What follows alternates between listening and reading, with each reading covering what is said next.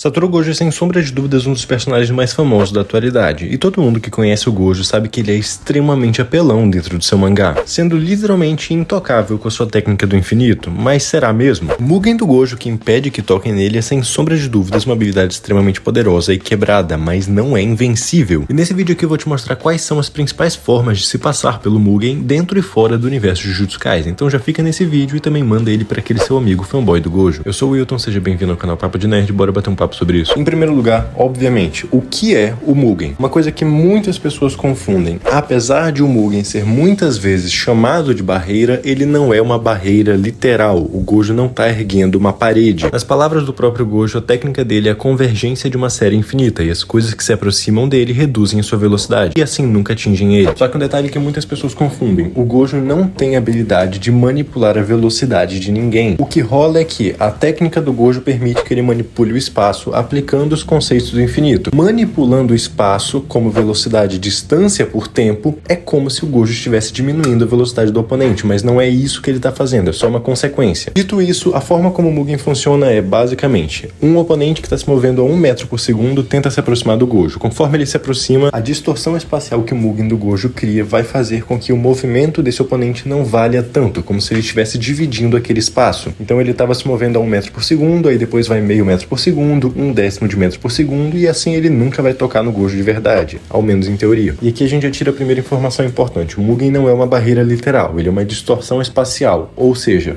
tudo que precisa percorrer uma distância vai ter que dar um jeito de passar por ele. E esse jeito não é batendo mais forte, é dando um jeito de passar ou ignorar aquele espaço que, por conta da distorção, é como se fosse infinito. Ou seja, aqui a gente já elimina 2 pontos: força e velocidade. Não, ser muito forte ou então ser muito rápido não vai fazer passar pelo Mugen, a não ser que a gente esteja falando de força e velocidade a ponto de, por exemplo, rasgar, distorcer o espaço, coisas assim, porque aí influenciaria no próprio espaço. Mas de forma geral, não, o outro personagem só ser muito forte não significa que ele vai passar pelo Mugen na marra. Aproveitando o tópico sobre velocidade, pegar o Gojo de guarda baixa sendo muito rápido ou algo assim também não é plausível, porque o Gojo não precisa ficar ligando e desligando sua técnica durante a luta. Ou seja, atacar enquanto ele está com o Mugen desligado numa luta de forma geral não vai acontecer, a não ser que você invente um roteiro para isso. Ainda dentro desse tópico velocidade, vale mais um comentário que é: não existe em lugar nenhum